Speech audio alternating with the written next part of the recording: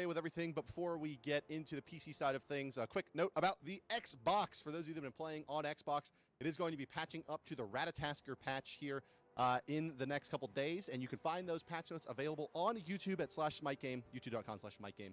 You can check those out with Scott and Amanda. And, well, in addition to that, on Xbox, we also have a promotion going on our Instagram, which you can find at instagram.com/SmiteGame.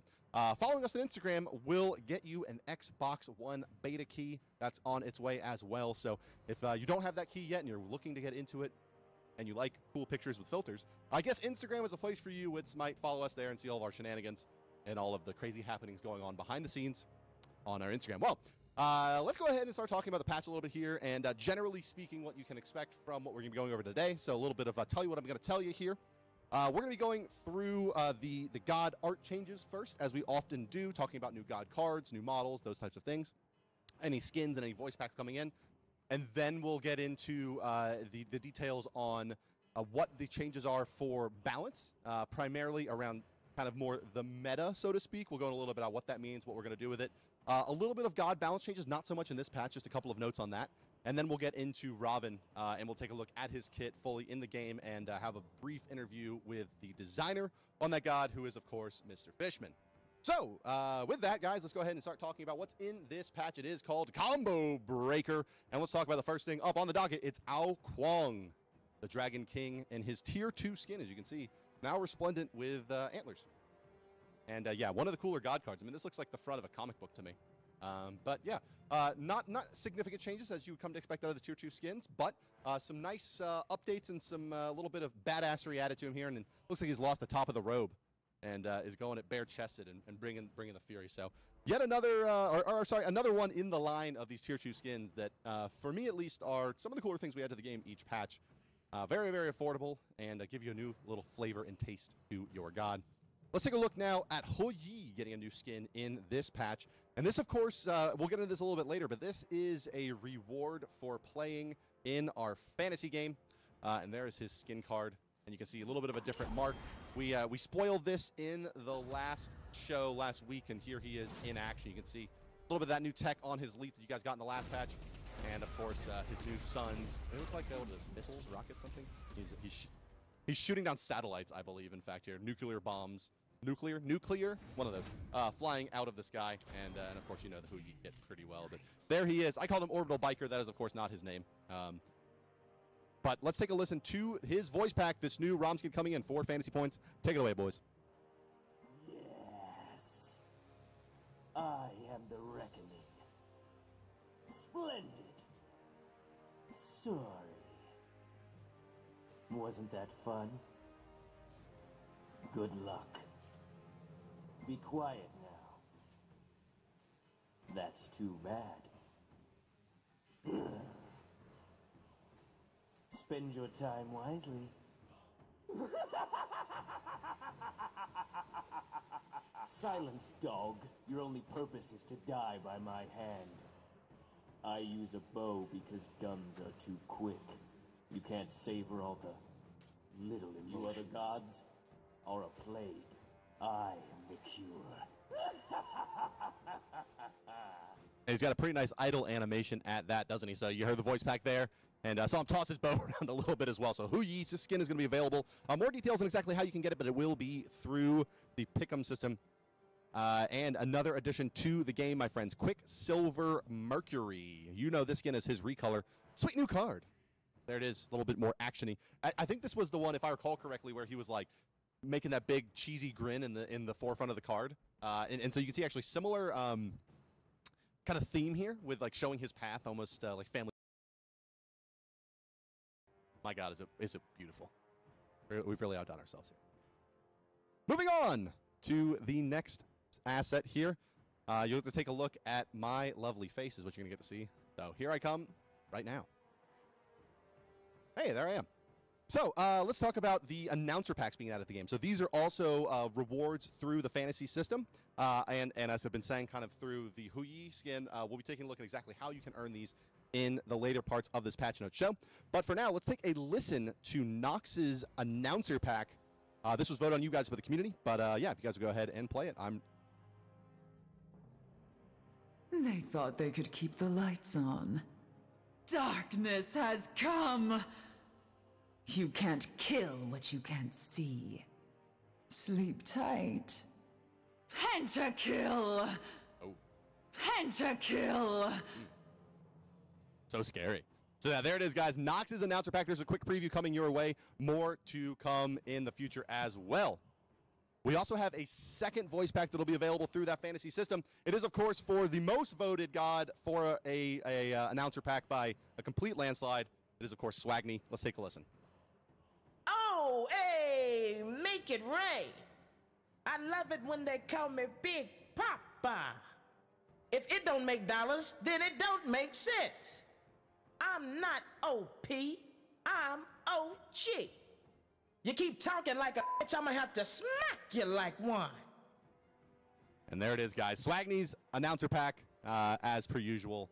Over the top, yet wonderful. And, of course, coming into this next patch as well in the miscellaneous category, we won't actually go through this in line, but those announcer packs will only be playable for you on your client side.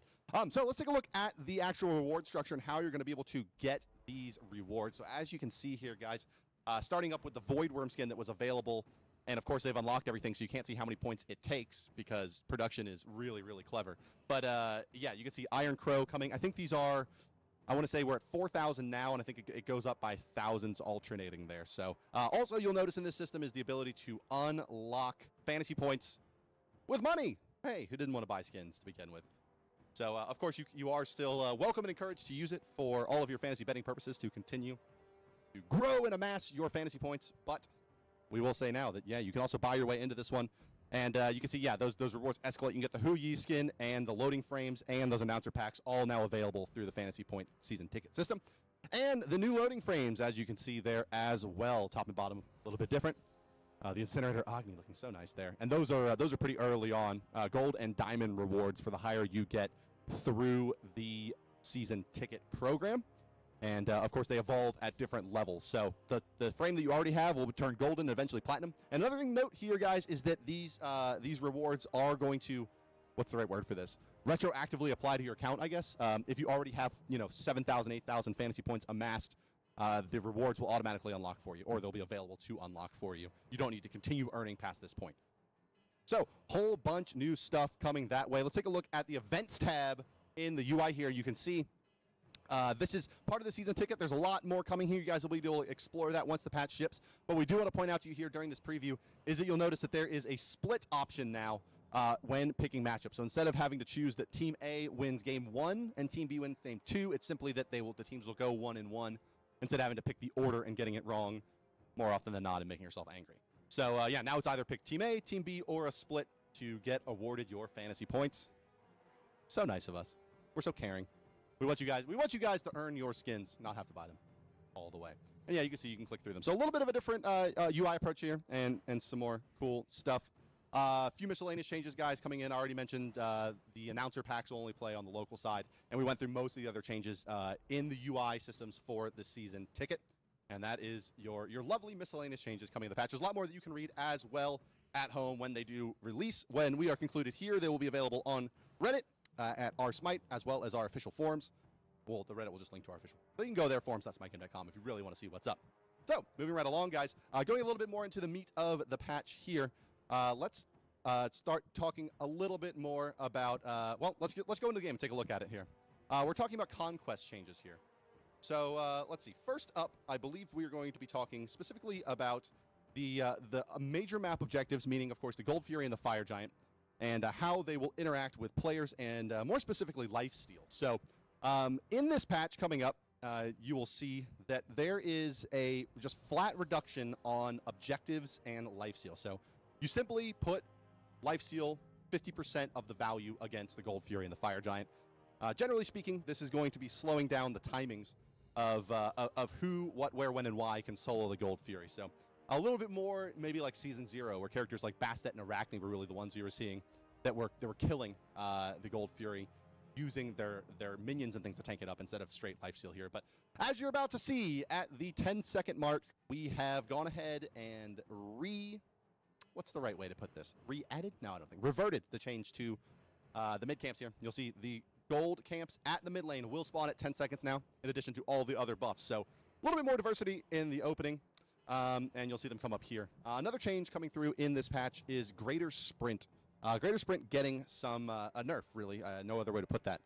So this item is it grants you a bunch of extra bonus movement speed, and also made it so that you did not have an in-hand firing penalty when it was being used at tier 3. That has simply put been removed. You no longer will be able to use this item as quite a such a good gas pedal steroidal offensive ability. Sprint was very good, and is purchased generally speaking in the laning phase as a defensive tool, and then transitions a little bit too well into an offensive tool. So you're seeing really what makes it such a good offensive tool, again, being removed in favor of this item being a little bit more specialized. And of course, this goes hand in hand with a buff to Fatalis, which will include a 2-second removal of the in-hand penalty instead of the 1 as per normal. And as you can see there, on her, one of the main things that you're noticing, or you should be noticing, is that his ability to in-hand and backpedal at the same time has been reduced fairly significantly with the removal of the in-hand penalty removed. So double negative there. It's no longer on the damn item. You can't backpedal and fire at the same time. Let's take a look at the Gold Fury, though. As you can see, this lovely on here does have Life Steal. And the Gold Fury will simply just give him half the life steal that he would normally receive. She also is going to be changed to act more like Titans in terms of her interaction with player deployables. So gone are the days of, well, yeah, kiting her around on her pillar.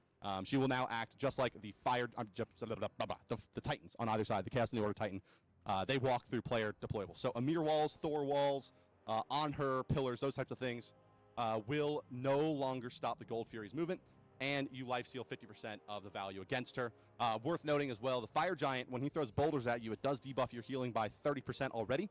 So life stealing against the Fire Giant, if you are his primary target, means an 80% reduction in healing and or specifically life stealing, and a 30% reduction in healing overall. So near complete shutdown of your ability to life steal against major map objectives. Now, let's talk about the Hand of the Gods in the jungle and exactly how this is all going to work out. So as you can see here, it's our lovely friend Ao Kwang. And, well, he's going to jungle. So, Hand of the Gods, rank 1. The main thing that you'll notice here is that this only hits the highest HP target and will only hit 1 target in any given camp. So, no longer can this item be used for, well, I guess lane dominance, and no longer will it be such an effective clearing tool against targets that only have single target damage in the early game. So, limiting a little bit your pool of junglers, making gods like maybe Bakasur and Arachne a little bit more attractive with their natural jungling abilities. And overall, really forcing characters to buy into Hog 2 that want to jungle. As you'll see with Hog 2, is that Hog 2 now will give you the ability to kill 2 minions. So it goes from 1 to 2 as you rank the item up, and your ability to take mid-camps now will be dependent upon your Hog 2. Let's talk a little bit about wards before we go into Hog 3 and its interaction with the major map objectives.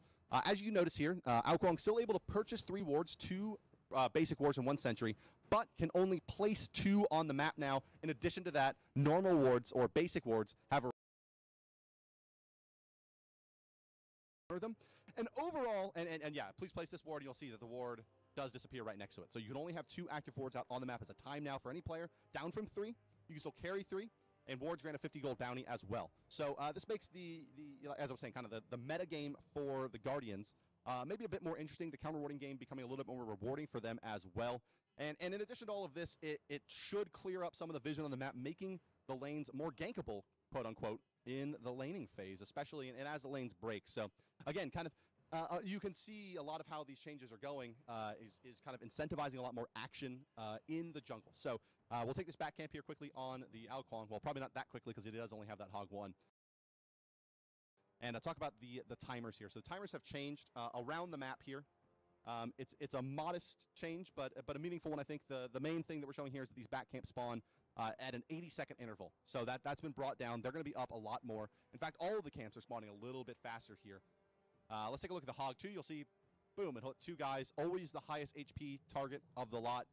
And then one of the smaller ones, that's a Hog 2. Obviously still will have the exact same viability, I guess to say, against the mid camps when they spawn. So the interior camps, the red and the orange camp, are going to spawn at a faster rate now, in addition to the back camp spawning a bit faster. So for those of you that aren't among the 25 of us that have played this, I can tell you that it's very difficult to have your jungle fully cleared at all times. There's a lot more to do and seemingly a lot more opportunity cost around what you should be doing when, where, why, and how. So again, you see that Hand of the Gods being demonstrated there. And that takes us into, I think, the Hand of the Gods 3, which we should talk about. This item has been changed a little bit. So Wrath of the Gods, as it was known, was basically a kind of all-inclusive trump for objectives. Because of its execute at a high threshold, no individual god could deal enough damage to really contest a Wrath of the Gods if only one team had it.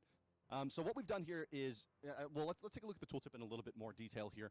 The item now deals 480 true damage, just like all the other Hand of the Gods. It'll hit 3 minions maximum, so up to 3 now with Wrath. And yeah, the target's always the one with the highest health, blah, blah, blah. But it deals 900 damage now to jungle bosses. Subsequent effects from the team on the same target will deal 50% damage. And a 60-second cooldown. So basically what this is getting at here is that now mid-game, late mid-game, big ultimates, big mage ultimates, something like an Ao Kuang ultimate or a Kukulkan ultimate or a Ra ultimate, very, very high power ults now have a chance to potentially, contest these big damage abilities. Hey, look, an objective steal. Nice. But yeah, so the Hog will no longer be this kind of be-all, end-all trump, right? If you think back to kind of pre-season 0, the road to 100K kind of season where you'd see these, big mid-lane mages, Vulcan, Kukulkan, Ra, that we see less and less of now, really contesting those objectives, Fire Giants especially. So a little of that gameplay coming back in, and of course now that the health bar does update to yellow when the target is at 900 HP. And yeah, so a lot of changes going on in the jungle, a lot more to do, a lot more where, when, and why. So Heavenly Agility, a small nerf just to kind of put it more in sync with Sprint. This item started to really be favored in Sprint 2, or Split 2, towards the end. 1 second removed from its duration simply to just to match Greater Sprint's value a little bit better. A small downward adjustment to Heavenly Agility. The Hasten Fatalis, I touched on this earlier as part of the Greater Sprint conversation. Basically, the passive for this item has been doubled from 1 second of negated in-hands to now 2 seconds of negated in-hand. In-hand penalty, I guess I should say. In Smite, when you basic attack, you get slowed by 50%. Hasten Fatalis says that if you hit a target for 2 seconds, you will not be slowed again for in-handing. Chin size. Chin size, basically straight up a price reduction. Very similar to the price increase that it saw at the beginning of this season in Season 2. Big change a little bit for Split 3 to just shake things up a little bit, allow for a little bit more of an aggressive anti-HP stacking item that fits a little bit easier into builds. No real insight into this except for that the item wasn't being purchased enough. And, why not revert it? Stooge of the Magi, there's a little bit more meat to this change here. Again, it's very similar in terms of the fact that it's a reversion. However, this item now does provide 10 flat penetration. So that's really the big difference here is that I think there was a little bit of a concern that mages were not going to be as powerful in the early stages and into the mid-game. So kind of once the laning phase was near done, level 8, 9, 10, and going into the early stages and mid-stages of the mid-game, which I guess is kind of fun, they now have a little bit better opportunity to blow up some of these warriors and guardians and make those mages a little bit more dangerous, I guess, through the mid-game. And let's now move over to the Magi's Blessing, another Magi item, but this time out of the defensive tree. This item has seen a price increase. In addition to that, the passive has been increased to 90 seconds before it can reproc. So basically what we're getting at here is that Magi's Blessing, as you saw at the end of Split 2, was really being relegated to this kind of obligatory luxury item where everybody was buying it. All classes, all characters were buying it in their 4th, 5th, or 6th slot. It just gave you so much and made your ability to not be controlled in fights so high. And with its low cooldown on its proc that does grant 1 second of CC immunity, it was activating multiple times in a fight, and that's kind of why you see the passive adjusted, and then the price adjustment is to kind of put a little bit more towards that luxury. So let's go ahead and move on to the Heartseeker. So Heartseeker, this item is going to be changed and really refined a little bit more towards its real intended design, which is you buy this item if you think you're better than the other player that's facing you in the lane. And it's simple as that. You now will be buying the Heartseeker and getting stacks, much, much, much more valuable stacks at that, per player kill. This item no longer will stack for farming. You know, it basically just makes it a little bit maybe more attractive to assassins, potentially for snowballing. And really, the analogous change will be made to the Doom Orb as well. Both of these items will now do this style of stacking, which is based on kills, no longer on creep score or creep kills. And again, yeah, if you think you're better, then buy this item because it's going to help you stay better than that other player, I suppose. So, Doom Orb and Heartseeker now for only truly the Thrill Seekers. No longer is it really a safe alternative to some of the other items. But now, welcome back, guys, to the set here. Joining me is the one and only Daniel Fishman, a.k.a. Hi-Rez Fish, a.k.a. designer for Robin. Yeah. Yeah, so Robin, coming into the game, guys, you have seen, I'm sure, some of the art being spoiled, some of the cool stuff coming out from him. We'll go into detail of his kit here a little bit, but before we get too deep into it, let's talk quickly through, generally speaking, what the overall goals for this god are. I know that when we talked about him last week, we said, or 2 weeks ago, I'm sorry, we said this god is really inspired by fighting game characters and kind of melee hand-to-hand combat. So tell me a little bit more about Robin, what you were trying to do, and what you think we accomplished. Yeah, so with Robin, he's got this interesting backstory where he starts out as this monk, and then he turns into this unstoppable warrior. Right, so we wanted to bring that home. We kind of used the monk archetype from like D type stuff that a lot of games feature, and so he was our best opportunity to do that. Sweep the leg. Yeah, totally. and with that, like we were looking at fighting games. Like, okay, we want a very visceral, like up in your face, hand to hand type god, and that's what we got with Robin. So you can see in his recall there, representing kind of some of his lore. So through the not only the passive meter and the recall there. So can you break that down a little bit about how this ties into Robin's lore? Yeah. So Robin is half demon, and he, as part of that, has 10 heads and 20 arms. So the arms got worked into one of his abilities, and his heads got worked into both his passive as well as his recall animation. So as you can see, guys, we have a lot of attack speed items on Robin here. He's going pretty fast. But so yeah, tell me a little bit what we're seeing here with this passive meter. So with the passive meter, you build it up by attacking enemies. It shouldn't apply on some targets, but for the most part, you hit somebody with an in-hand, and then you hit someone with a basic attack, and then you fire your 1 for bonus damage on the 1. Okay, so that stacks up to 8 times for bonus damage. That's correct. Now, is it applying 8 additional instances of damage, or is it just strictly bonus damage? It is modifying. You're basically doing 1.8 or 1.6 actually. Sorry. Okay. Times your 1's damage. So it's and that's after it calculates the scaling. Yes, I think so. Okay, so it's base damage plus scaling, then the multiplier. Yep. So it actually, your 1 will start hitting very, very hard. It will. So his first ability, let's talk a little bit about that, guys. If you could just mouse over the tooltip quickly. Or actually, could you hit the K screen? I want to see the art that we've done.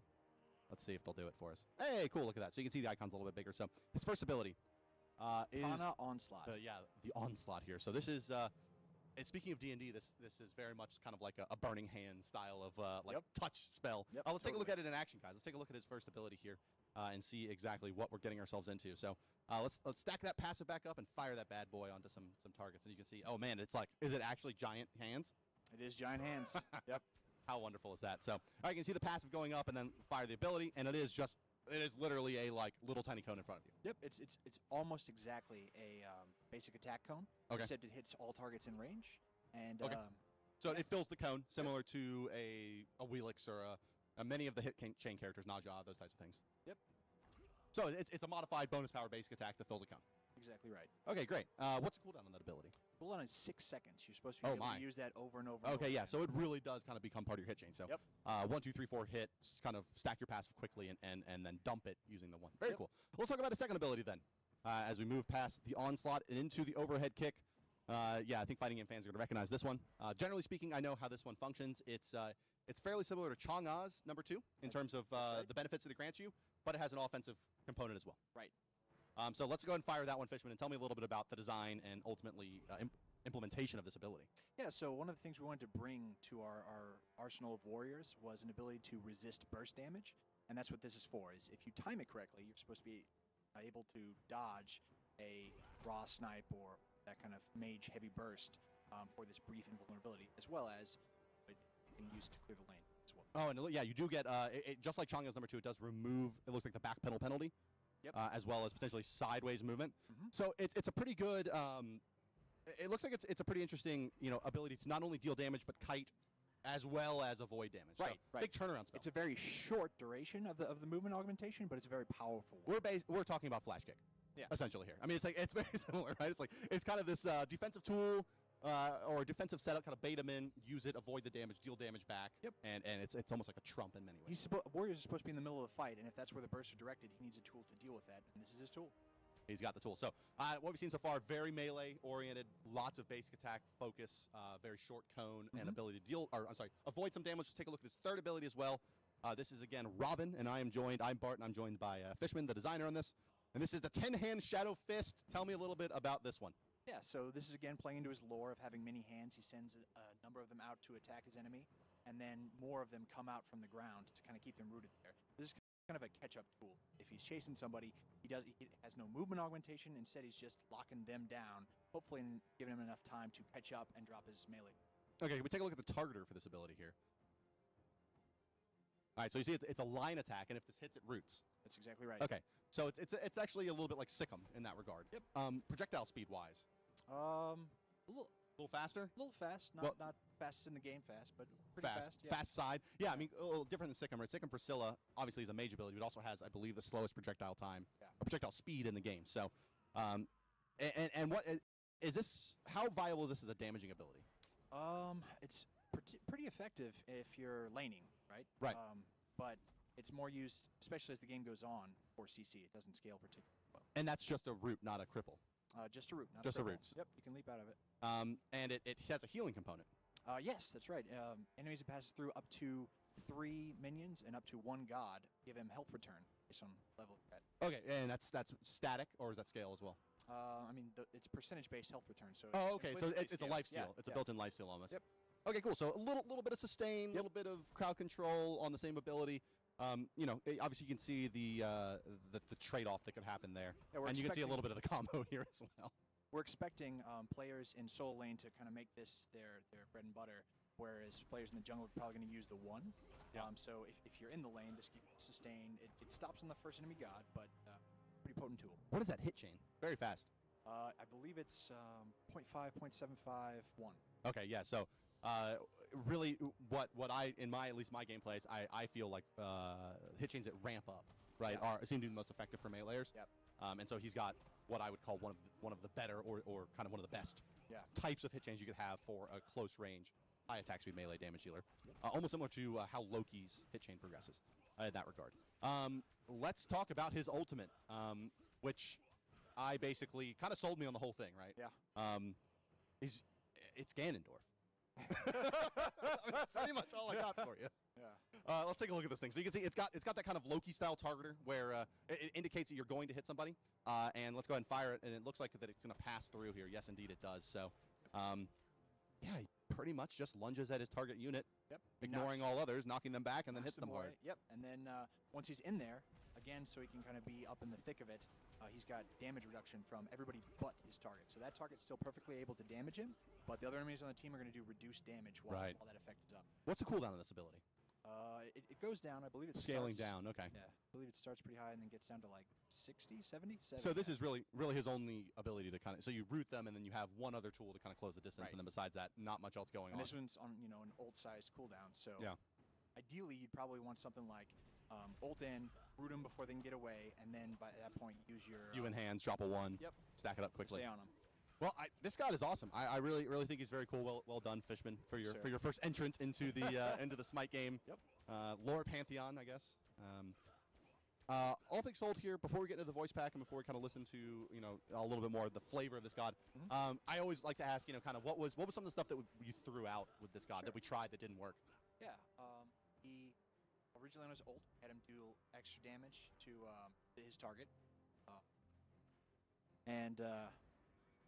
Oh, what else? We had we played back and forth with adding and removing CC. We had a stun on at one point.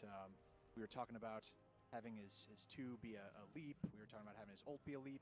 But ultimately, this is what we settled on as the most fun, most visceral. Right on. And technically, his ult is a dash, right? Yes. Okay, so it doesn't pass through walls, doesn't do those types of things. Nope. Simply just dashes at the target unit. Which the targeter you're gonna have to learn. The targeter looks like it's the kind of thing you can go over a wall. Yeah, but it does line of sight. Okay, so it does. So you can't go over something like a Thor wall or an Amir wall. Right. Okay, great. Well, guys, that's your insight, your dev insight into Robin. Let's take a listen to his voice pack and learn a little bit more about the character of this character. Bravo! I am invincible. Excellent indeed. Sorry. Good game. Fortune smile upon you. Silence! That's too bad. Devils, take it! Savor this.